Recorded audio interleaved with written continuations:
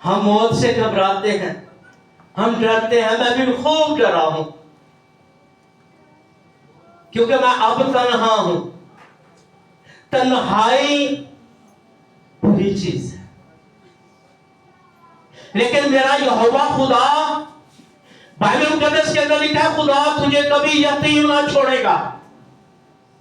Bible مقدس کے اندر لکھا ہے کہ یسوع تیرا دلہا ہے اور کلیسیا اس کی دلہن ہے۔ تو پھر نہ بیوہ ہے تو نہ یتیم ہے، ہمارے پاس امید ہے، ہمارے پاس بھروسہ ہے، ہمارے پاس توکل ہے۔ ہمیں امید کے اندر رہنے کی ضرورت ہے،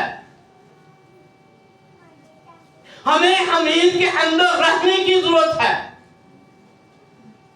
لیکن یہ کب اور کیسے؟ آخری بات ہے، یہ کب اور کیسے؟ یسایہ کے اندر یسوع کی بابت یوں فرمایا، تمہارے لیے ایک لڑکا تولد ہوگا، تمہیں ایک بیٹا بخشا جائے گا۔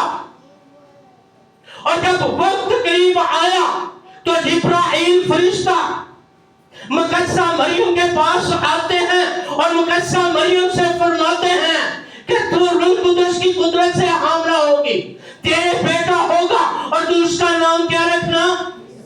کیا رکھنا؟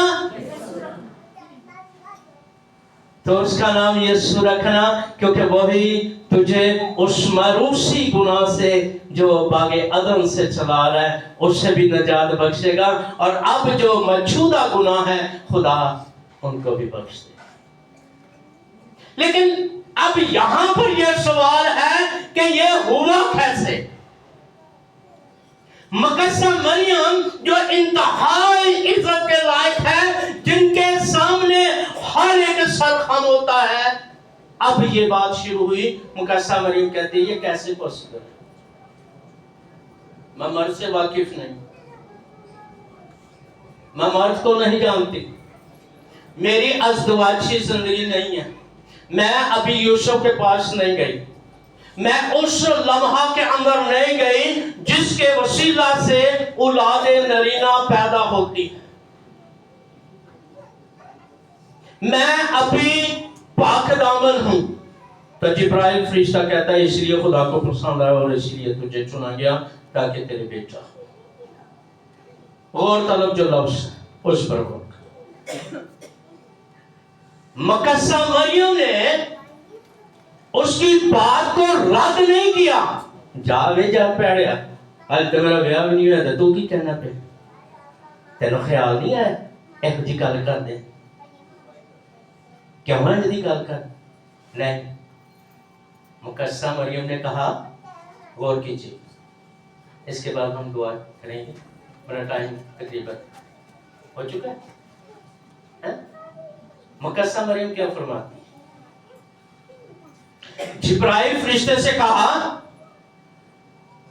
تیرے قول کے موافق ہو جیسا تو نے کہا، جیسے تو نے فرمایا، جو الفاظ تیرے منہ سے نکلے ہیں، جو تو اپنے خدا میں خدا کا پیغام لے کر آیا ہے، اس کے مطابق ہو، اس کے مطابق ہو۔ مقدسہ مریم نے کلام کو رسیو کیا۔ کس کو رسیو کیا؟ کیا ہم کلام رسیو کرتے ہیں؟ خادم جو کہہ رہے ہیں صحیح کہہ رہے ہیں، بائبل جڑی بیان کر رہی ہے صحیح کر رہی ہے، بائبل جو لکھیا پڑھیا جا رہا ہے ٹھیک، میں اپنے دل سے رکھ رہا ہوں۔ داؤد کہتا ہے میں نے تیرے کلام کو اپنے دل میں رکھ لیا، تیرا کلام میرے راہ کے لیے روشنی اور قدموں کے لیے یسوع کے نام سے زوردار تعریف۔ ہاللیلویا ہاللیلویا۔ مقدسہ مریم نے جب کلام رسیو کیا تب روح القدس اندر آیا۔ جب تک آپ کلام رسیو نہیں کریں گے، جب تک آپ کلام کی طرف نہیں جائیں گے، جب تک کلام آپ کی زندگی میں نہیں ہوگا، معجزہ نہیں ہوگا۔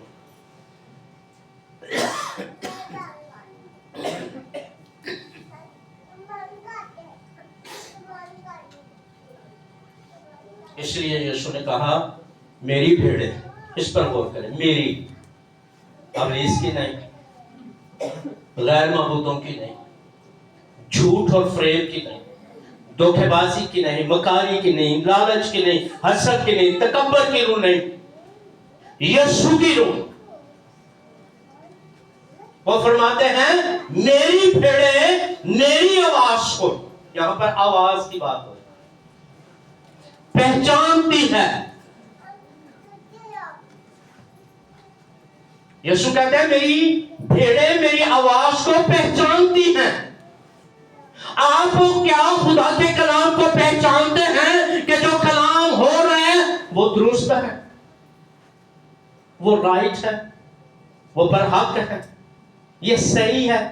تو جو صحیح ہے اسے اپنے اندر لے لے۔ مقدس بھیا نے بھی اپنے اندر لے لیا، اس نے ریسیو کیا۔ آپ جب تک خدا کے کلام کو ریسیو نہیں کریں گے آپ داؤد کی طرح نہیں ہو سکتے، آپ یوسف کی طرح نہیں ہو سکتے، آپ ابراہیم، اسحاق اور یعقوب کی طرح نہیں ہو سکتے۔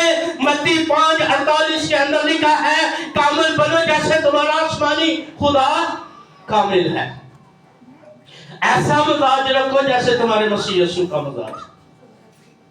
ہمیں خدا کے کلام کی طرح ہونا پڑے، پھر ہمارے پاس برکت بھی ہوگی، تصدیق بھی ہوگی، ہماری قبر بھی خالی ہوگی، ہماری قبریں خالی ہوگی۔ یسوع نے کہیں بھی کسی بھی جگہ پر کسی بھی قبر کو برکت نہیں دی۔ پوری بائبل مقدس کے اندر یسوع نے کبھی کسی کا جنازہ نہیں پڑھا، کیونکہ وہ جس جنازے میں جاتے تھے اس مردے کو زندہ کرتے تھے۔ پوری بائبل مقدس کے اندر یسوع کبھی بھی کسی جنازے پر نہیں گیا۔ ہم بھی خدا کے لوگ ہیں، ہمارے لیے بھی یسوع نے اپنا بلڈ دیا ہے، ہم خون خریدے لوگ ہیں، ہم یسوع کے لوگ ہیں۔ ہماری قبریں بھی خالی ہوں گی اور ہم خدا کی بادشاہ کے وارث بھی ہوں گے، کیونکہ لکھا ہے میں جاتا ہوں تاکہ تمہارے لیے جگہ تیار کروں، جہاں پر میں رہوں گا وہیں پر تم بھی رہنا۔ آمین، ہلیلویہ۔ آج سر کو جھکائے، میں ایک چھوٹی سی دعا کروں۔ خدا مہربان بزرگ